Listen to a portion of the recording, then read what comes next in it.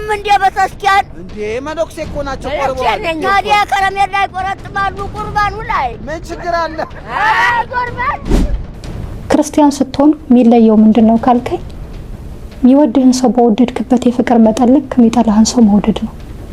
ልክ ጉባኤ እንዳለቀ ንስሐ ግቡ፣ ወንበር ይዘን መቀመጥ አለብን። እየሰማችሁ ነው? ፈተናዬ ቢበዛብኝ የሐዘኔ ማብቂያው ቢረግም አምላክ ባንተ ታሪክ ይሆናል የደስታ ቀን ለኔ ቢመጣ። ቁርባን አልቆረቡም እንዴ በተስኪያን እንዴ መነኩሴ እኮ ናቸው ቆርበዋል። ታዲያ ከረሜላ ይቆረጥማሉ ቁርባኑ ላይ ምን ችግር አለ? ቁርባን ከረሜላ ነው እንዴ? ቁርባን ስጋዋ ደግሞ የታቦት አይደለም። በጣም አባት የቄስ ናቸው። ታቦት ተሸካሚ ወለድ ቡልጋ ተወልጄ አዲስ አበባ ነው ያደግኩት። ቡልጋ ታቦት ተሸካሚ ቄስ ናቸው ወለዱ። ታቦት ተሸካሚ ተክለ ሃይማኖት አገር። አይ በቃ እርሶ ስላሉኝ ትቻለሁ። ካሁን በኋላ ተዋለሁ። ቁርባኑ ላይ ነው እንዴ ከረሜላ የሚበላው? በቁርባኑ አይ የቆረቡ ቀን እኮ አልበላም። ውሸቱን ነው። እኔ ቁርባን ባክ እየቆረቡ ስለሆነ የቆረቡ ጊዜ እኮ አይበሉም። እንዴ ከቆረቡ በኋላ ምን ችግር አለ? በቆረቡ ዞርበል እንዴ በቆረቡ በሁለተኛው ቀን አጥንት ሲገጥም ችግር አለ? ቁርባኑ ያስወጋል በገብርኤል። ኦራ እንደዚህ ብሎ ነገር የለም። እንደዚህ አይነት ወሬ የለም። ቁርባኑ ያስወጋል በቃ ሻው ደህና ሁኑ በሏቸው። አላቀም ክርስቲያን ስትሆን የሚለየው ምንድነው ካልከኝ የሚወድህን ሰው በወደድክበት የፍቅር መጠን ልክ የሚጠላህን ሰው መውደድ ነው። ክርስትና ልዩ የሚያደርገው የገፋህን ሰው ሲወድቅ አይተው ሄደህ ማንሳት መቻል ነው። የገፋህን ሰው ክርስቶስ እየገፉት ስለነሱ ይጸልይ ነበር። ክርስቶስን መምሰል ማለት በህይወት መኖር ነው። የሚጠላህን ሰው ብዙ ፍቅር ሰጥተህ ወደ ፍቅር መንገድ ማምጣት ነው ክርስትና። ያንተ የሆነውን ነገር የወሰደብህን ሰው ያለህን እንደገና ጨምረ መስጠት ነው ክርስትና። ዋጋ ያስከፍላል። ዝም ብለን የምናወራው አይደለም፣ ዋጋ ያስከፍላል። የምትኖረው ነው። አንዳንዴ ሞኝም ያስመስላል። ስትኖረው የሞኝ ህይወት ይመስላል። ሲረግሙ ስትመርቅ የሚያዩ ሰው እንደሞኝ ሊያዩ ይችላሉ። ያው በዓለም አስተሳሰብ አሁን ዘመኑ የሄደበት የራሱ የሚለው የዘመናዊነት መለኪያዎች አሉ አይደለ? ሰዎችን ዘመናዊ የሚያስመስሉ ብልጥነት፣ ቀድሞ መገኘት ምናምን፣ እሱ በክርስትና ህግ አይሰራም። በክርስትና ህግ መቅደም ከፈለግ ጓደኛህን መጀመሪያ ማስቀደም አለብህ። አንተ ከኋላ ስትሆን በክርስቶስ ከፍ ትላለህ። አንተ ዝቅ ስትል በክርስቶስ አንተ ከፍ ትላለህ እንጂ በብልጠት ራስን በአልሆነ ወይም ደግሞ ምንድነው ቀጥተኛ ባልሆነ መንገድ ራስን ለማሳደግ ራስን ሰዎችን ገፍተህ የነሱን ቦታ ለመውረስ የሰዎችን ንብረት ወስደህ አንተ ሀብታም ለመሆን የሰዎችን ዕውቀት የራስ ለማድረግ በመሞከር የሰው የሆነውን ነገር በሙሉ የራስ በማድረግ የምትከብርበት ህይወት አይደለም።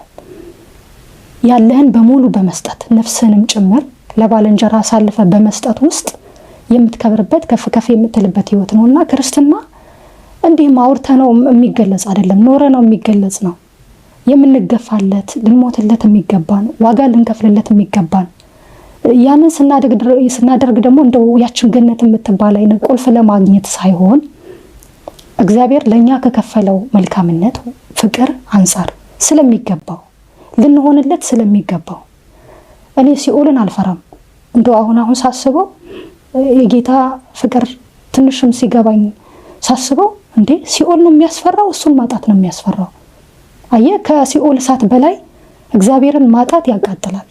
እሱን ማጣት ባዶነት እንዲሰማ ያደርጋል፣ እንደሌለህ እንዲሰማ ያደርጋልና ኃጢአት ማለት እንደው በጣም እዚህ ቃሉን ተርጉመውልኝ እንደ ኃጢአት ማለት ምን ማለት ነው? ኃጢአት ከእግዚአብሔር በሰውና በእግዚአብሔር መካከል ያለውን ግንኙነት የሚያቋርጥ ማንኛውም ነገር ኃጢአት ነው።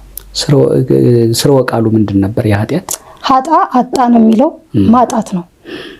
ማጣትን የሚገልጽ ነው ቀጥተኛ ትርጉሙ። እግዚአብሔርን ማጣት የእግዚአብሔር የሆነውን ነገር ማጣት ኃጢአት ማለት ወይም ከእግዚአብሔር መለየት ራስንም ማጣት አለበት። ራስንም ከእግዚአብሔር ስታጣው ከእግዚአብሔር ደጅ ከእግዚአብሔር መቅደስ ስታጣው እና ባጭሩ ምን ለማለት ነው? ክርስቲያን በጣም ጉባኤ እንዳለቀ ንስሐ ግቡ፣ ወንበር ይዘን መቀመጥ አለብን። እየሰማችሁ ነው?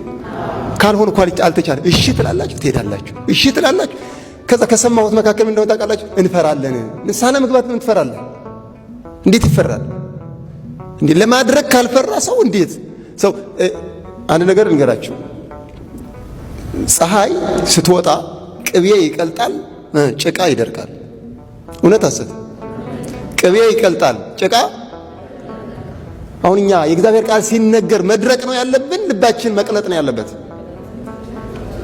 ከደረቅን በጣም ከባድ ነው ወደ መንፈሳዊ ስሜት መግባት አለብን እየተረዳችሁኝ ነው ስለዚህ እኔ የተግባር ትምህርት ነው መማር ያለብን እዚህ ከመጣች በቃ ፍጹም ለውጥ በእያንዳንዱ እንቅስቃሴያችን ማየት ያለ ይሄ ሳሙና ራሱ ሳሙና ውሃ ሲነካው ምን ይሆናል ከሳሙና እናንሳን እንደኛ እኔ እግዚአብሔር ሞኝ አይደለም ልብ በሉ ዮናስ ያቺ ሀገር መጥፋት አለባት ብሎ አሰበና ከዛ በኋላ ወደ ሆነ ቦታ ጎጆ ሰርቶ ቁጭ ብሎ ይመለከታታል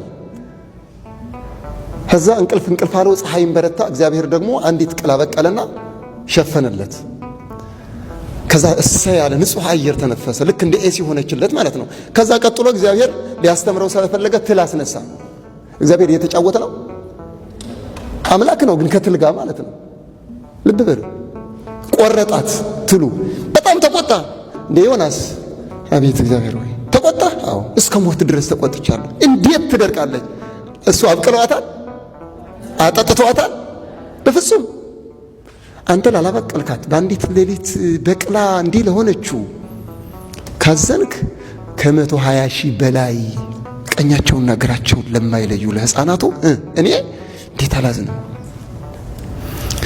ያቀረባችሁት ሳሙና ውሃ ሲነካው ሲቀልጥ የእግዚአብሔር ቃል ስትሰማ ካልቀለጠ ልብ ካልተመለስክ በኃጢአት ላይ ፍርድ ካልፈረድክ ከዛሬ ጀምሮ እኔ ከዚህ ኃጢአት መላቀቅ አለብኝ ብለህ ካልወሰንክ አንተ እንደ ጨቃ ደርቀሃል እንጂ እንደ ቅቤ ያልሆንክም ማለት ነው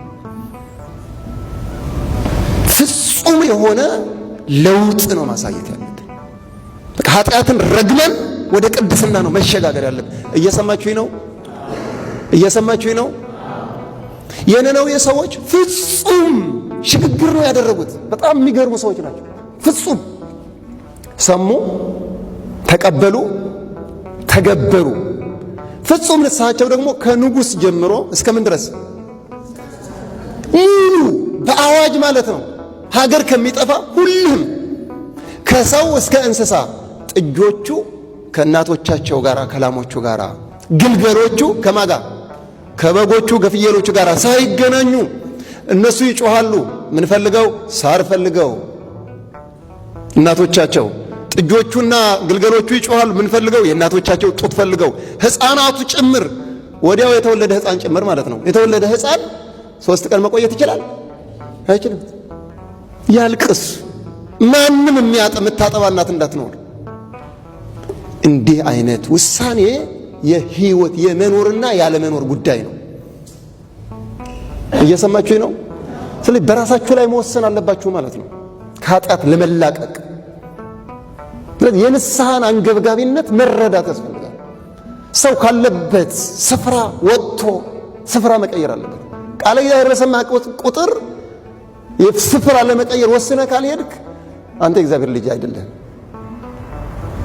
እሱ እኛን ሊያድን የመጣው ማዳኑን መረዳት አለብን ስለዚህ እነዚህ ሰዎች የፍርድ ቀን ምስክር ናቸው አይደሉም ምስክር ናቸው ዮናስ አንድ ቀን ነው የሰበከው አንተ ስንት ቀን ተሰበከልህ ስንት መምህራን ተፈራረቁ ስንት ዘማሪዎች ተፈራረቁ እግዚአብሔር ቃል ስንት ጊዜ ተነገረን ከልጅነታችን ጀምሮ ደንዝዘን ከሆነ ይፈርዳል አይፈርድም ይፈርዳል